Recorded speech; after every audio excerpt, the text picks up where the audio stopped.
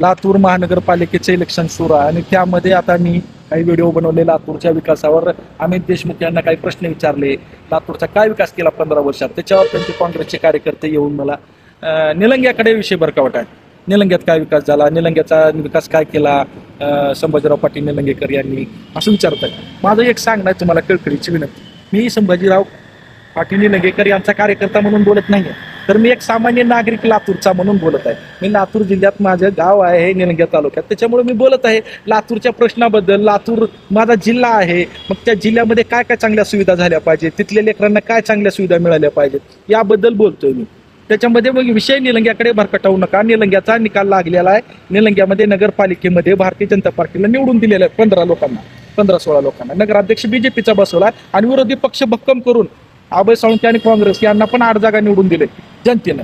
मग तिथं जाऊन आता अभय साळुंखे आणि काँग्रेस हे त्यांचे प्रश्न मांडतील ना, तिथं जाब विचारतील ना, ते मी काय विचारू.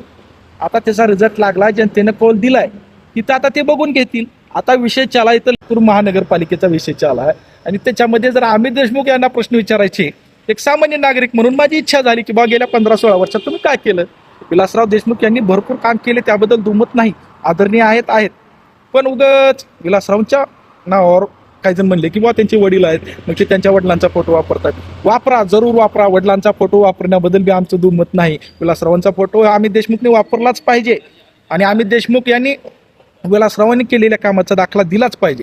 पण विलासरावांच्या वारंवार जे बांगलचे भाषण आहेत, त्याचे व्हिडिओ, त्याचे डायलॉग आणि ते फोटो लावणे, पूर्ण लातूर जिल्ह्यामध्ये बॅनर लावणे, हे करण्यापेक्षा तुम्ही 15-16 वर्षात काय विकास केला लातूरचा, काय काय योजना आणल्या, लातूरसाठी काय काय चांगलं केलं, ह्याची जर ॲडव्हर्टाईज केलं असतं तर आम्हाला चांगलं वाटलं असतं एक सामान्य नागरिक म्हणून. पक्षाच्या भूमिकेमधून बघायचं सोडून द्या या गोष्टीकडं. मी तुम्हाला सांगतो लातूरचा सामान्य नागरिक म्हणून बघा माझ्याकडे. मी कुण्या पक्षाची भूमिका मांडत नाहीये इथं.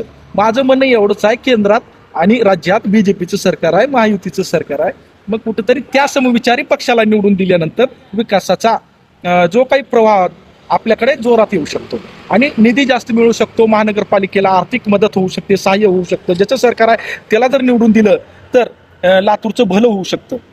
उठायचं आणि ते भावनिक मुद्दा करायचं हे नका करू. विलासरावांच्या नावावरती आपण अमित देशमुख यांना 4 टर्म निवडून दिलंच आहे विधानसभेला. ह्या वेळेस पण दिलं, कदाचित पुढच्या वेळेस पण देतील. धीरज देशमुखला पण निवडून दिलं. पण आता विषय आहे महानगरपालिकेचा आणि महानगरपालिकेमध्ये विकास करण्यासाठी समविचारी पक्ष भाजपा येणं गरजेचं आहे. कारण केंद्र आणि राज्यात सरकार कुणाचं आहे, भाजपाचं आहे.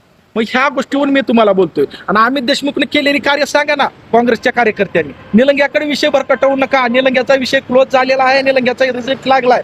इथं लातूरचा विषय चाला, उठून सुटून निलंग्याकडे हे बंद करा, त्याने काही फरक पडणार नाही. लातूरच्या विकासाचं बोला आणि कामं करून घ्या. उगं पक्षात भांडण करण्यात काय अर्थ नाही. ठीक आहे, धन्यवाद.